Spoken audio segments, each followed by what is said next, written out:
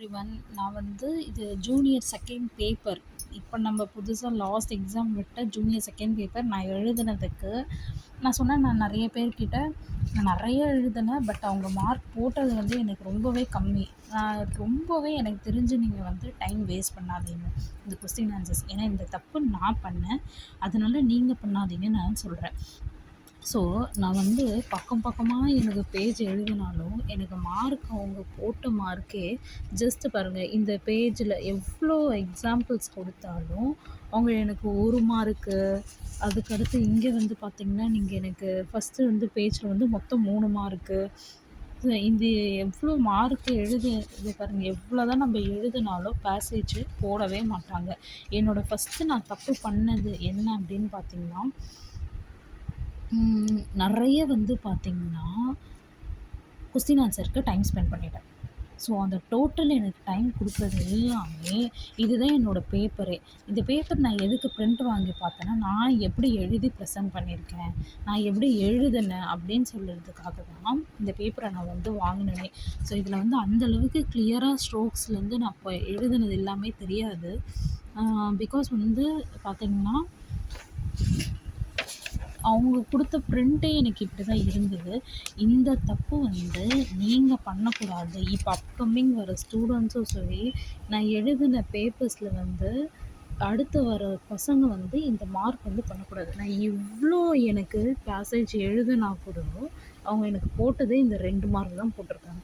So, நீங்கள் எவ்வளோ தான் நீங்கள் இந்த கொஸ்டின் ஆன்சரில் டைம் ஸ்பெண்ட் பண்ணாலும், அவங்க மார்க்கே போட மாட்டாங்க. போடுற மார்க் எல்லாமே 2 மார்க்ஸ், 2 மார்க்ஸ், 2 மார்க், வெறும் 2 மார்க்ஸ் தான் இந்த பேஜில். நீங்கள் எவ்வளோ பெருசாக எழுதினாலும் அவங்க 2 மார்க். இது போட்டதே எனக்கு ஷாக் ஆகிடுச்சு. ஏன்னா நான் நம்பிட்டு இருந்தது வேறு மார்க்கு. ஸோ, நான் அவங்க நல்லா போடுவாங்க மார்க்ஸு அப்படின்னு சொல்லிட்டு. இதெல்லாம் வந்து கொஞ்சம் கிளியராகவே தெரியாது. ஏன்னா அவங்க அவ்வளோ இப்படி தான் போட்டாங்க. ஸோ, இதுதான். ஒரு சிஸ்டர் கேட்டிருந்தாங்க லாஸ்ட்டாக இந்த வீடியோவில் நீங்கள் பிடிஎஃப் ஷேர் பண்ணுங்க அப்படின்னு சொல்லிட்டு ரிவாலேஷன். நான் என்ன தப்பு பண்ணேனோ, இந்த லாஸ்ட்டில் பார்த்தீங்களா, நான் அப்போ தான் வந்து இது எல்லாமே ஸ்ட்ரோக்லாம் போட ஸ்டார்ட் பண்ணேனே. கிட்டத்தட்ட என்கிட்ட 15 மினிட்ஸ் என்னவோ இருக்கும். அப்போ தான் கடன்னு இதெல்லாம் எழுதணும். மாங்கு. இன்னொரு தப்பு பண்ணேன். என்ன அப்படின்னா, ஆன்சர் ஷீட்டே பின்னாடி வச்சு தலைக்கீழே எழுதின பேப்பர். எனக்கு அப்புறம் தான் புரியுது, ஐயோ நம்ம என்ன இது மாதிரிலாம் பண்ணிட்டு போயிட்டோமே, இதுக்கு வேறு மார்க் குறைச்சிட்டு இதெல்லாம் பண்ணிவிடுவானோ. லாஸ்ட்டில் அந்த ட்ரான்ஸ்லேட் பண்ண இப்படி இருக்கும் தெரியுமா, இங்கேருந்து இங்கே இது இப்படி மாற்றுறது. ஸோ, ஷார்ட் ஹேண்ட்லேருந்து லாங் ஹேண்ட். அப்புறம் லாஸ்ட்டில் உட்காந்து அதை எழுதி எனக்கு மார்க் விட்டு லாஸ்ட்டில் எனக்கு இந்த மார்க் தான் இருந்தது. ஸோ, என்ன சொல்கிறேன் அப்படின்னா, நீங்கள் உங்களோட எக்ஸாம் பேப்பர் நீங்கள் எழுதுறீங்க அப்படின்னா, எனக்கு தெரிஞ்ச வரைக்கும் ஸோ உங்களோட இது என்ன அப்படின்னா, நிறைய இந்த கொஸ்டின் மார்க்ஸுக்கு டைம் வந்து ஸ்பெண்ட் பண்ணாதீங்க. நிறைய டைம் வந்து ஸ்பெண்ட் பண்ணுறத ஸ்டாப் பண்ணிக்கோங்க. அண்ட் தென் வந்து நான் பண்ண தப்பே ஒரு 1 ஹவருக்கு மேலேயே நான் வந்து கொஸ்டின் ஆன்சருக்கு டைம் ஸ்பெண்ட் பண்ணிட்டேன். ஸோ, உங்களை என்ன சொல்கிறேன் அப்படின்னா, டைம் வந்து கொஸ்டின் ஆன்சருக்கு ஸ்பெண்ட் பண்ணாதீங்க. அதுக்கப்புறம் அதுக்கு பதில் வந்துட்டு ஃபஸ்ட்டு என்ன எடுக்கணும், செகண்ட் பேப்பர் தான் ஃபஸ்ட்டு.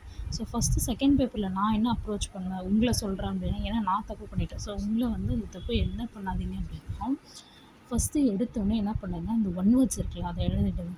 ஏன்னா ஃபஸ்ட்டு 10 மினிட்ஸ்க்குள்ள அந்த 1 வேர்ட்ஸ் எல்லாமே முடிச்சிடுங்க. அதுக்கப்புறம் அந்த ட்ரான்ஸ்லேட் பண்ணுங்களேன், அதுக்கு 30 மார்க் என்னவோ தான். ஸோ, அந்த அதுக்கப்புறம் கொஸ்டின் ஆன்சர் நீங்கள் எவ்வளோ தான் கொஸ்டின் மார்க் எழுதி மாங்க நான் எழுதிட்டு என் பேப்பர் வந்துட்டு பார்த்துட்டோன்னு தான் எனக்கு தெரிஞ்சது நான் இந்த தப்பு பண்ணக்கூடாது. அவ்வளோ அழகாக எழுதுனேன். பாயிண்ட்ஸ் அவ்வளோ பாயிண்ட்ஸ் அப்படி படித்து எவ்வளோ எக்ஸாம்பிள்ஸ் கொடுத்தேன். ஆனால் எனக்கு மார்க் கிடைக்கல. ஸோ, இந்த தப்பு தயவு செய்து பண்ணாதீங்க. கொஸ்டின் மார்க்குக்கு நீங்கள் எவ்வளோ எழுதினாலும் அவங்க மார்க்கு போடலை. என்னோடய paper is the real example for you students, for upcoming ஸ்டூடெண்ட்ஸ்க்கு நான் சொல்கிறது இதுதான். ஃபஸ்ட்டு 1 வேர்ட்ஸ் அதெல்லாம் தட்டி தூக்கிடுங்க மார்க்கு. அழகாக 15, 30 அப்படியே அழகாக தூக்கிட்டு போயிடுங்க. அதேமாதிரி அந்த 30 அதுக்கப்புறம் என்னென்னா கொஸ்டின் ஆன்சர் நீ எவ்வளோ எழுதினாலும் அவங்க கம்மியாக தான் போடுறாங்கன்ட்டு நானும் நினச்சேன். கொஸ்டின் ஆன்சர்ஸ்லாம் நம்ம ஃபஸ்ட்டு எழுதிடலாம், ஏன்னா அதுதான் பெருசு எழுதணும். நான் எழுதிட்டு லாஸ்ட்டில் ஒரு முட்டாள்தனமாக நான் வந்துட்டு ஒன் வேர்ட்ஸு எல்லாமே அப்புறம் தான் எழுத ஸ்டார்ட் பண்ணேன். ஸோ அதனால தான் எனக்கு மார்க் போயிடுச்சு. இதில் பிரிண்ட் அந்த அளவுக்கு தெரியல. ஏன்னா இதுதான் பேப்பர், எனக்கு ஜெராக்ஸ் காப்பி இப்படி தான் கிடச்சிது. ஸோ இந்த தப்பு நீங்கள் பண்ணாதீங்க. So thank you students and all the best. உங்களுக்கு எக்ஸ்ட்ரா நோட்ஸ் எதனா வேணும்னா கூட சொல்லுங்கள். ஏன்னா நான் நிறைய ஷார்ட்கட்ஸ் நோட்ஸ் வந்து செகண்ட் பேப்பருக்கு அப்படி வந்து எழுதி நான் படிச்சிருக்கேன். ஸோ வேணும்னா சொல்லுங்கள், நான் அதை இது பண்ணுறேன். தேங்க்யூ.